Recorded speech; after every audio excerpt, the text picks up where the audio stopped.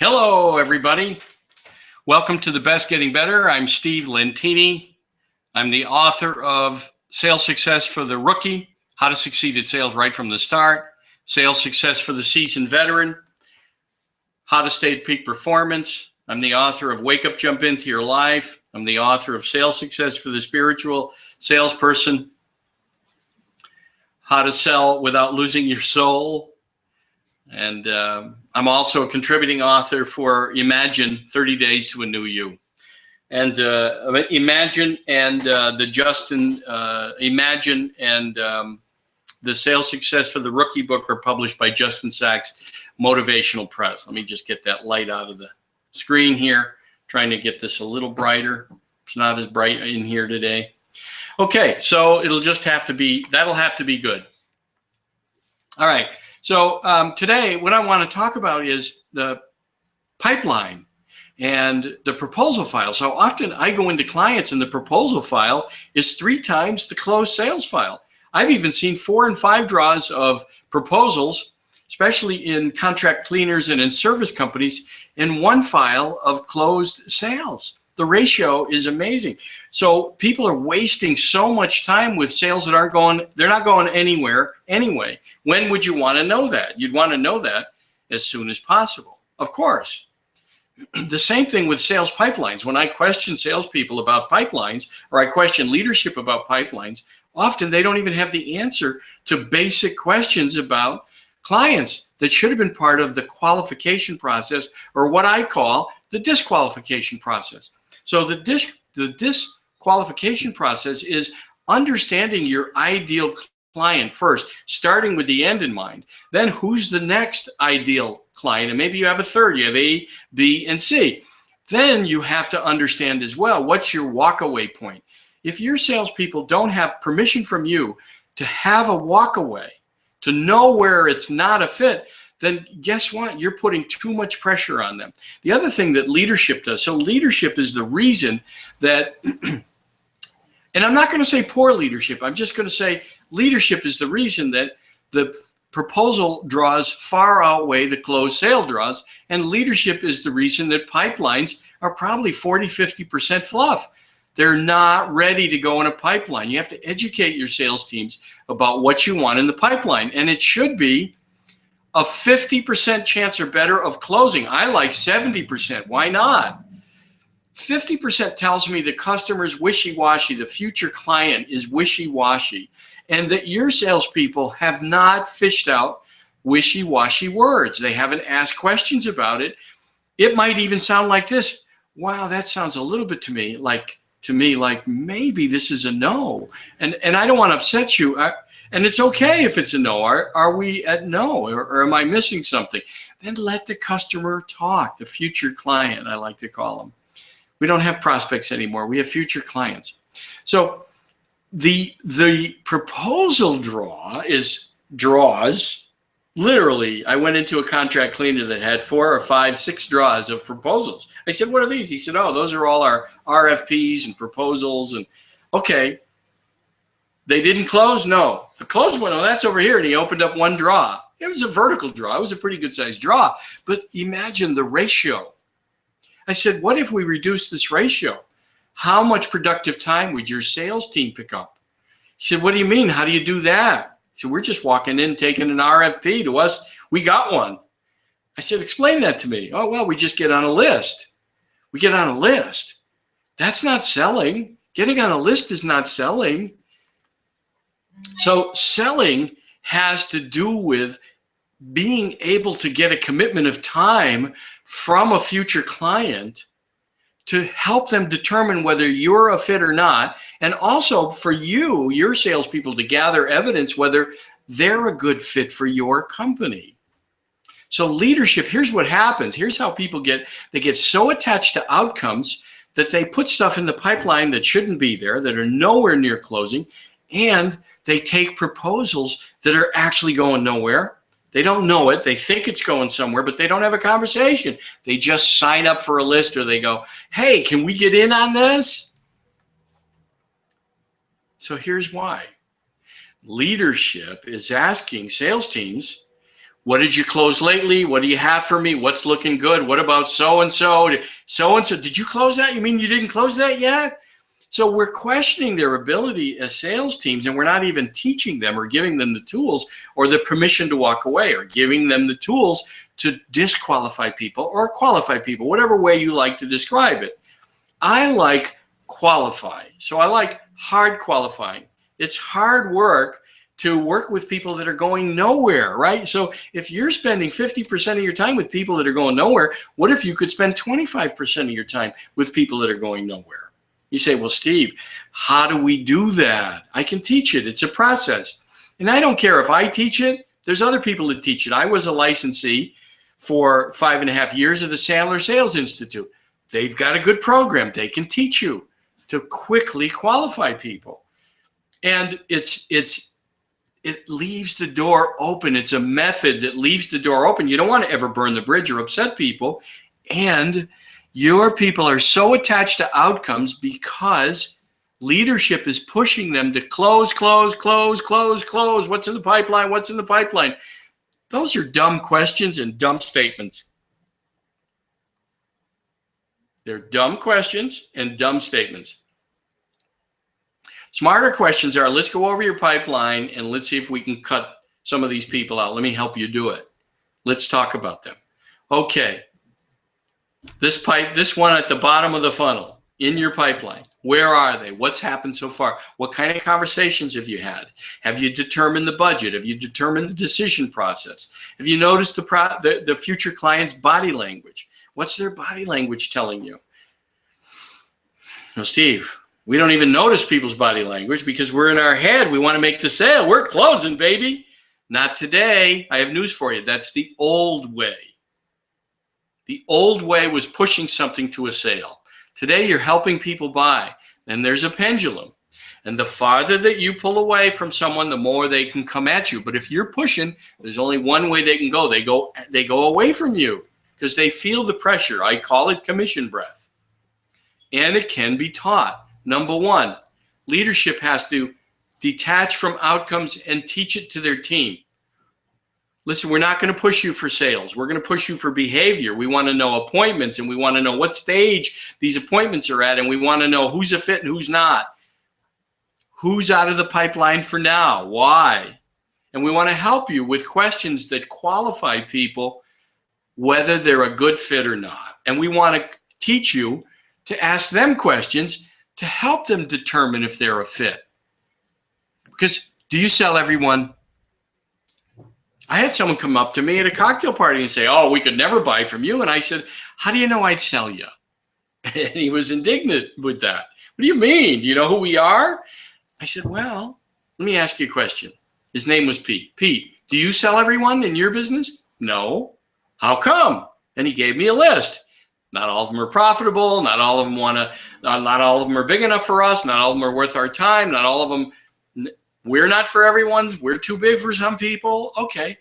All those same reasons, I may not be able to sell you. And he thought about it a minute. And he said, you know what, Steve? You're right. You're right. Now, the only reason I went at him was because he came at me. I've learned how to match people's energy. Now, I learned that a long time ago. I learned it naturally. And then I realized it was something I can teach people. And I thought, what do I really need to do to use this method productively? And one, I noticed that when I was in my head and I was worried about making a sale and I wanted to get the sale, I fell into the prospects system. They have systems. We've taught them to have a system, by the way. Salespeople have taught prospects to have a system.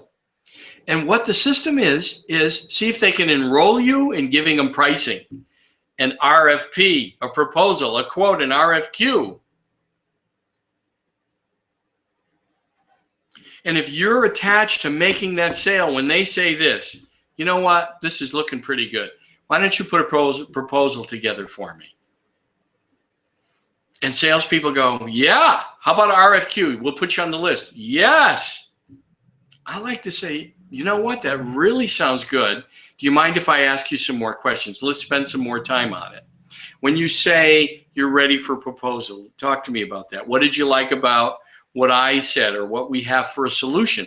Or you'd be confused. All right, I'm confused. I'm not even sure what problem we're solving for you. Are you happy with your existing service, your existing software, your existing provider, whatever it is you're selling? It doesn't matter. I mean, I'm coaching people that are selling genome mapping software down to people that are selling toilet paper and everything in between, services, healthcare equipment, medical devices, drugs, research. Okay, it doesn't matter what people are selling when you learn this method of being fully present. So then I realized, when was I more able to not get enrolled in people's processes, like this guy Pete, when he said to me, wow, we could never buy from you. See, a lot of salespeople would have said, what do you mean? We're the best. What are you talking about? They would have gone at the guy. I pulled away by saying, I don't know if I'd sell you. And he came at me. I understood there was an energy going on. And that was one of the first sales where I started to realize this was something that could be taught. It turned into $1 million sale. It's in my book. If you want to read about it, buy the book. Go on Amazon, buy the book. Sales Success for the Rookie. Okay, so it's an amazing story, and it has happened more than once in my sales career. It just happened in 2014. It was one turned into over $1 million customer. And it started with, we really weren't a fit, and our salesperson made the guy uncomfortable. But he ended up going with us. In fact, he called and said, Steve, I want you to help. I want you to be the guy. We don't like your salesperson, but we want to give you the business. Okay, it turned out fine. I said, at some point, you're going to like the guy, and he's going to get the commission. And eventually, he liked the guy, and the guy got the commission. And the team did a wonderful job with the sale. But it started out very uncomfortable. And I saw that the guy's body language was uncomfortable. And because I was present and mindful, I was able to say, are you comfortable, Bill? Are we making you uncomfortable? Is this done? Is this complete? Where are we? And so as I kept connecting with him, he told me what he needed. And that's the thing, is the difference is detach from outcomes. You won't get enrolled in the prospect story of, oh, it's time. I think you should give us a proposal. Oh, this is great. Sign up for our RFQ. We'll give you a good shot at it. That's nothing. It's absolutely nothing. But if you're mindful and in your body, and how do you do that? You breathe, first of all. You breathe, and you have an understanding of your ideal client, maybe ABC levels. And D, you have an understanding of your walk away. What will not work? And now you're curious. So you go in curious, knowing we don't sell everybody. You're not going to say that right away to a future client. You're going to say, okay, here's my sales process. Tell them what your process is. Very few salespeople do it. Here's my process. I've thought about this. I've prepared an agenda. I've got some questions I'm going to ask you. Here's what some of them are, and here's what some of my concerns were, and here's my agenda. Would you like to add anything to it? Some people like to fax the agenda ahead time, or fax is getting old, or fax to email, or scan it. And I think that I would suggest people bring it. I've tried both, and most people don't respond to the agenda ahead of time. So send an agenda and then have a contract with what Sandler used to call, or maybe still does, the upfront contract. So have an agreement with the prospect, the future client, about your system. So here's what I'm going to do. Here's what it looks like. My goal is to help you buy, whether it's us or not, and we'll determine that. And if at some point in time we're not a fit, would you mind telling me? If you feel like maybe I'm making you uncomfortable, or you feel like we're not the company for you, they'll tell you. Then I'm going to ask you questions. And again, you send them, here's what some of them are. You give them the list. And if it seems like a lot of questions at some point, you mind sharing that with me? And by the way, if you're in your body, you're going to know it, because they'll change their body language. They'll furrow their brow. They'll roll their eyes. They'll raise their head. You'll sense it. All of a sudden, the energy will go from the room. Okay, I sense I'm missing something. It seems like I've lost you. Maybe it's something I did. Tell me what's going on. What's happening? Am I making you feel uncomfortable? Again, only if you're feeling it. And the way you do that is you breathe. You come into your body. You be fully present. You know your A, B, and C client. You know your D, where you walk away. What's not a fit, and you know it well. and you're really there. This is the other thing. You're really there to help. You don't have commission breath because it'll eventually chase people away. They won't trust you. People buy still today from people they like and trust. How you do that is you make a connection because you make eye contact and you're really there to help them, not to make a commission. You'll make a great commission. I've made tremendous amounts of money helping people. I'm still helping people. It's what I do. It's what I'm doing here. There's no charge for these. And do people call me from these? Yes. Do my coaching clients see them? Yes. Do they add value to my business? Yes, they do. My goal is to help salespeople become more effective, become real adults. Their goal, everyone's goal should be to have an adult-adult conversation. Who cares whether they buy from you or not? Because if they're not a fit, they're not going to be a good client. It's not going to be a good customer. That's your job. It's not their job. It's your job to help them. And if you're pushing today, you're wasting a lot of energy. And if you're signing up for RFQs and RFPs and you think you got one, you might. I challenge you, measure. You cannot measure. You can't manage what you don't measure. If you're not measuring your ratio of proposals to close sales, then you can't manage it. If you're not measuring the pipeline percentage that drop down and close that are real prospects, how can you manage it? I challenge you to measure it. I'll bet you your productivity could go up. Your sales productivity could go up 40, 50, 60%. I've seen it. I've witnessed it. It's a whole new game, though. You're managing your sales team's behavior. You're helping them manage behaviors. So thank you. I want to welcome all the attendees. Thank you for being part of this work. I'm grateful. You can chat me, send me emails. You can call me afterwards, 917-805-1088, 917-805-1088. You can email me questions, steve@stevelentini.com, steve@stevelentini, L-E-N-T as in Tom, I-N-I.com. So you can email me and I'll gladly answer your questions. So here's the thing. If you're making a connection with people, if they sense that you are truly there to help them, even if it's not you or they're not for you. And by the way, if they're a D and not for you, right? They're in the lower echelon. It's not really a fit, not lower echelon of a company or a person, but it's just that you know what you do, your sweet spot, where you're most productive as a company and the people that you've helped, right? You should have third-party stories that you can tell.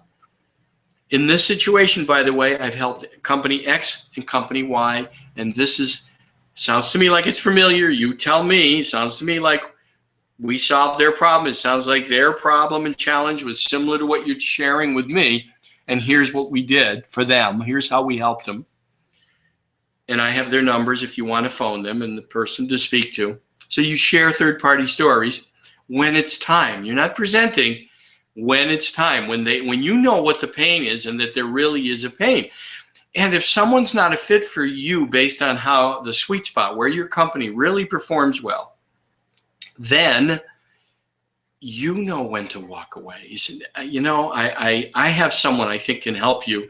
And in this case, I think that we're really not the best suited solution for you. And here, have a few names to send people that you know and trust. You've had lunch with them. You've gotten to know them. They show up when they say they're going to show up. They have integrity. You've talked to some of their clients. You've done your research. You don't just send people. Maybe I'll get one back if I give one. No, you give a referral to someone that you would give a testimony about, or if you've heard they've done a great job because you've spoken to their clients. You've done your background work, and you send people to the solution that would work. And you follow through. George, how you doing with the guy I sent you? Good. Thank you so much. It's great. Great. I'm glad. That's what I wanted. That's what I wanted for you all. I do the same thing. I just said Sandler Sales is a good place to get the same kind of training. Similar. Mine's a little different because I'm talking about presence and being in your body and knowing when to challenge people and to find a way to say what you're feeling. But I'm teaching how to do that. I'm teaching about mindfulness. I'm also teaching about the universal laws of success. Just like gravity is working and we can't see it, there's other laws working that contribute to your success, and you can leverage them. It's like the boomerang theory. So I'm teaching that you're always getting something you're giving, and that you're always planting something. You're planting a harvest. The seeds of your thoughts, your words, your actions. Do you have integrity? Do you follow through on your commitments or not? Are you a person that can be counted on? These are all things that are important in selling. I teach people about how they show up in the world. So we get a 360 review, and I teach salespeople how they show up to others. They don't know. All of us, by the way, have things that we don't know that we don't know. A lot of people are afraid of it. They don't want to hear what they don't know that they don't know. The most productive, successful people get feedback, and they surround themselves with smarter people to challenge them and stretch them. And there's another thing that I help people do an inventory of the people they're surrounding themselves with. Are they negative, angry, bitter, revengeful, vengeful? Are they reading? Are they studying? Are they growing? Are they trying new things? If you're not surrounded by people like that, listen, they're okay. Let them go. Move on to a group of people that will stretch you and challenge you. I'm not talking about your children. I'm talking about surrounding yourself with people that will help you grow. And you can do an inventory of the people around you and know whether or not you're being challenged or stretched. These are all things that I help people with. There's more to selling than just learning about closing your pipeline and understanding qualifying your pipeline and reducing your proposal draw as compared to your sales draw, your live sales draw. There's a way to do it. There's a way to do it. And you sense already right now, you sense some of your pipeline and some of your proposal draws are not going anywhere. You sense it. You're in the middle of it and you already sense it. And I teach you a way to say it. If they're not a no for now, when do you want to know? When do you want to know? You want to know in a month? I'd want to know today. If it's a no for now, and for now means it's not forever, means you'll come back, you'll check in with the client, the future prospect, the future client. I'm training that word prospect out of my vocabulary because they can all be future customers. It's a wonderful process when you get it, and it works well. And I can teach it. Okay. Have a great week. Talk to you next week. It'll be Monday next week. Get back on the regular routine. We had a holiday this week, so I decided to give you a break, give you a little vacation, come back on today. I'm grateful for all the support that I have and all the wonderful clients. And the fact that I'm able to do this is a dream of mine, and to get paid for it is amazing. And I'm helping a lot of different people in a lot of different industries. Some I've had for 13 years. Some I've had for 13 years. There's a reason for that, right? Think about it. All right. You have a question? You want to help me to help you? 917-805-1088. 917-805-1088. You want to email me, steve@stevelentini.com. Steve, you know how to spell Steve? S-T-E-V-E at Steve Lentini, L-E-N-T as in Tom, I-N-I.com. All right, have a great week. Thanks. See you next week.